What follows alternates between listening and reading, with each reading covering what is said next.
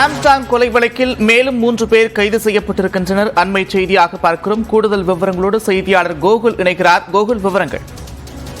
Armstrong கொலை வழக்கில் மேலும் 3 பேர் கைது செய்யப்பட்டிருக்கார்கள். ஏற்கனவே 18 பேர் கைது செய்யப்பட்டிருக்கக்கூடிய நிலையில மேலும் 3 பேர் கைது செய்யப்பட்டிருக்காங்க. மொத்தம் 21 பேர் கைது செய்யப்பட்டிருக்கார்கள். குறிப்பாக இந்த கைது செய்யப்பட்டவர்கள் விக்னேஷ், விஜயகுமார், முகுந்தன் என்ற மூவரும் கைது செய்யப்பட்டிருக்காங்க. இவர்கள் கோடம்பாக்கத்தை சேர்ந்தவர் என காவல்துறை விசாரணையில் தெரிய வந்திருக்கிறது. தொடர்ந்து இந்த கொலைக்கான இதில் பின்னணியில் இருப்பவர்களை தனிப்படை புதுசாக தொடர்ந்து விசாரணை மேற்கொண்டு வரக்கூடிய நிலையில் இதுவரை 21 பேர் ஆம்ஸ்டாங் கொலை வழக்கில் கைது செய்யப்பட்டிருக்கார்கள். நன்றி கோகுல், விரிவான விவரங்களுக்கு.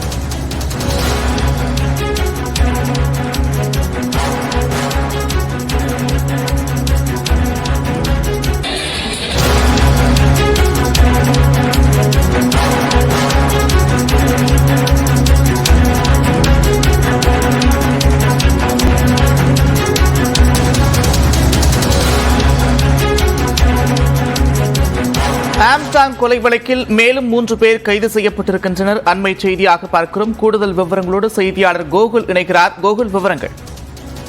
ஆம்ஸ்டாங் கொலை வழக்கில் மேலும் 3 பேர் கைது செய்யப்பட்டிருக்கார்கள். ஏற்கனவே 18 பேர் கைது செய்யப்பட்டிருக்கக்கூடிய நிலையில மேலும் 3 பேர் கைது செய்யப்பட்டிருக்காங்க. மொத்தம் 21 பேர் கைது செய்யப்பட்டிருக்கார்கள்.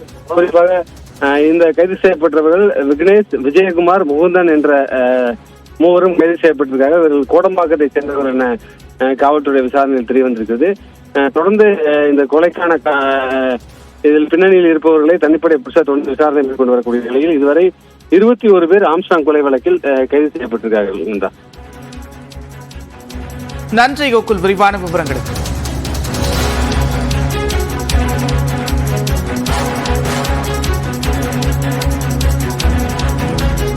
சென்னை கடற்கரை தாம்பரம் இடையே 55 புறநகர் ரயில்கள் ரத்து செய்யப்பட்டதன் எதிரொலியாக தாம்பரம் பேருந்து நிலையத்தில் பயணிகள் கூட்டம் அதிகரித்திருக்கிறது. கூடுதல் விவரங்களை வழங்குவதற்காக இணைக்கிறார் செய்தியாளர் வேல்முருகன். வேல்முருகன், விவரங்கள்.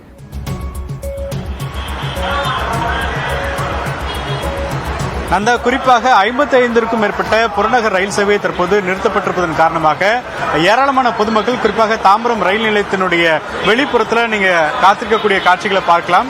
நீண்ட தூரத்திற்கு தற்போது பொதுமக்கள் பேருந்து சேவைகளுக்காக காத்திருக்கிறாங்க. குறிப்பாக இன்று காலை எக்மோர் வரைக்கும் தான் ட்ரெயின் இயக்கப்படுகிறது. குறிப்பாக பி ஸ்டேஷன்ல இருந்து எக்மோர் வரைக்கும் பராமரிப்பு பணிகள் காரணமாக ரத்து செய்யப்பட்டிருக்கிறது. இதனால தாம்பரத்தினுடைய அந்த யார்டு பணியினால ஏற்கனவே அறிவிக்கப்பட்டிருக்கக்கூடிய அந்த 55 ட்ரெயின்களும் கேன்சல் செய்யப்பட்டிருக்கிறது.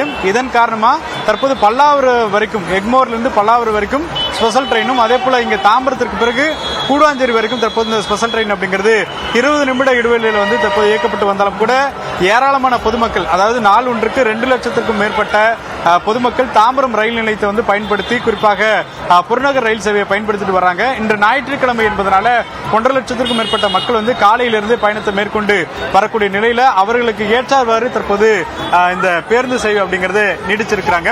இங்க இருக்கக்கூடிய பொதுமக்களிடம் பேசலாம். வணக்கம், எந்த அளவுக்கு ஒரு பாதிப்பு இருக்கு? ட்ரெயின் சேவை அப்படிங்கறது சரியான தகவல் கிடைக்குதா? இல்ல, ஆக்சுவலி கரெக்டான தகவல் கிடைக்கவே இல்லை. எனக்கு இந்த வீக்ல இன்னைக்கு ஒரு நாள் தான் ஆஃப். ஸோ நான் செங்கல்பட்டு போனோம். இப்பவே மணி 12. நான் காலையில கிளம்பினேன். இன்னமும் நான் வீட்டுக்கு போகல. இங்க இருந்து வீட்டுக்கு போக எனக்கு எக்ஸ்ட்ரா 1 hour ஆக போகுது. எங்க இருந்து எங்க போகணும் நீங்க? நான் காமாட்சி ஹாஸ்பிட்டல் இருந்து கிளம்பிருக்கேன். ஸோ அங்க இருந்து தாம்பரம் தாம்பரத்துல இருந்து இப்போ நெக்ஸ்ட் பஸ் பிடிக்கணும். ட்ரெயின் தாம்பரம் வரைக்கும் தான். சரி, ட்ரெயின்ல வரலான்னு பார்த்தா ட்ரெயின் ஃப்ரீக்வன்சியும் கம்மியா இருக்கு. ட்ரெயினும் செங்கல்பட்டுக்கும் இல்லை.